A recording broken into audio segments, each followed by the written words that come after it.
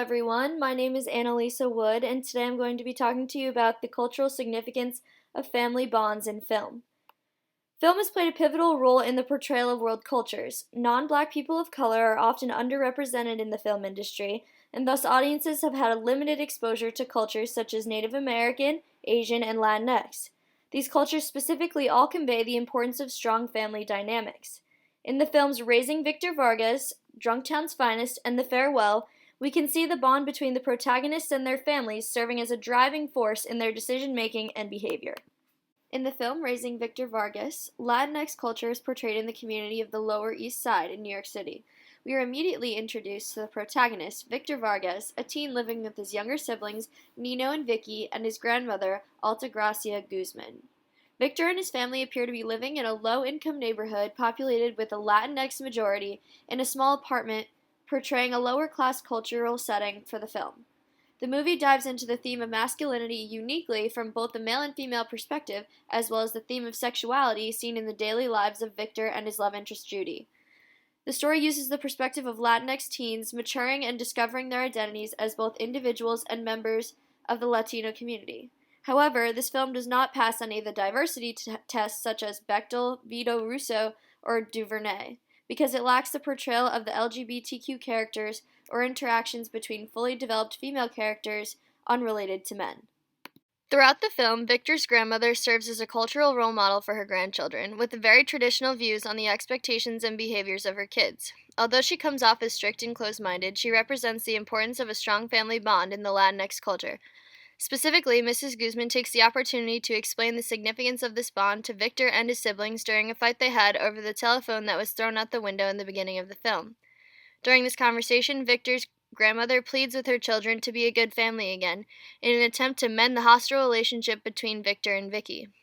The value of the strong relationship with your family is defined in Latinx culture by the term familismo. Familismo serves as a driving force in the decisions and behavior of Victor as he slowly matures into the man of the house.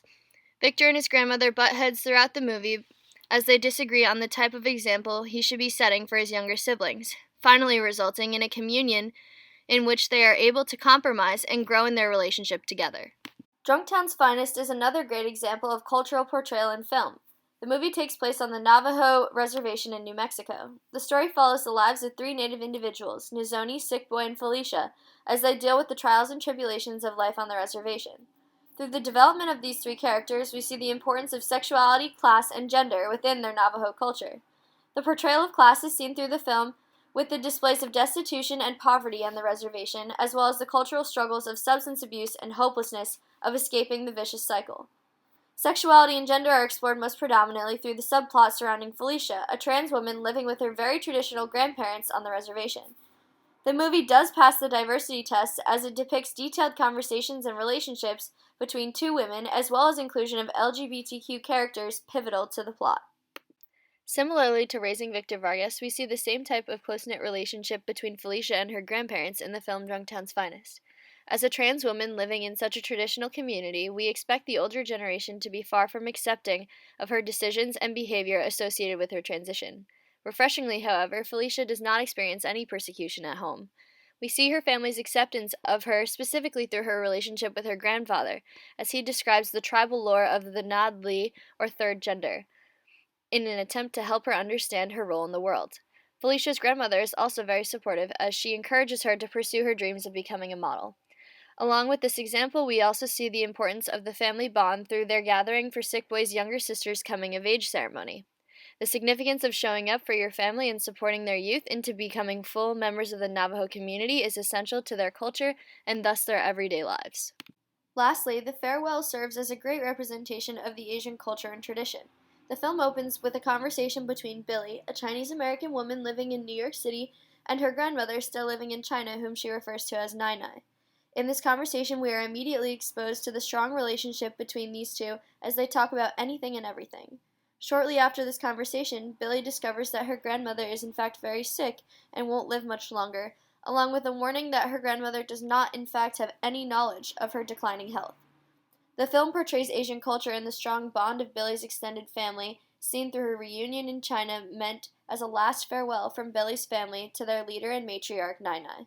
This movie passes the Bechdel test with its inclusion of several meaningful scenes with fully developed female characters partaking in discussions not related to men. We see the closeness of Billy's family specifically in the dinner scenes while Billy and her parents are visiting China. In an attempt to get the entire family together, they use the excuse of a wedding to mask the real purpose of the reunion. The film explores the dual identities of Billy as a first-generation American and Chinese daughter. We see Billy grapple with this duality as she deals with the news of her grandmother's declining health and, more importantly, her family's decision to keep Nai Nai in the dark. This practice is traditional of Chinese culture as it is meant for the family to take the weight of sadness and grief off of the already suffering loved one. According to Billy's uncle, it is viewed as selfless to take this burden in their culture, but Billy does not agree with this decision and spends the majority of the film wrestling with her family's traditionalist approach to sheltering Nai Nai from the reality of her condition, as she did not grow up in Eastern tradition and felt her silence was a betrayal of her relationship with her beloved grandmother. These three films, although taking place in diverse communities and cultures, all portray the importance of strong family connections as a tradition of their heritage. In Raising Victor Vargas, the concept of familismo is displayed in the evolving relationship between Victor and his family, specifically his grandmother. In Drunktown's Finest, the soul of the Navajo culture is seen in the surprisingly strong relationship between Felicia and her traditionalist grandparents, despite her identifying as a trans woman. And lastly, we again see the significance of family in Asian culture through the emotional struggle between Billy and her family to protect her grandmother from the truth of her health. As a member of a big family, I see a resemblance of this theme in my own life through my behavior and decisions in an attempt to honor and protect my relationship with my family.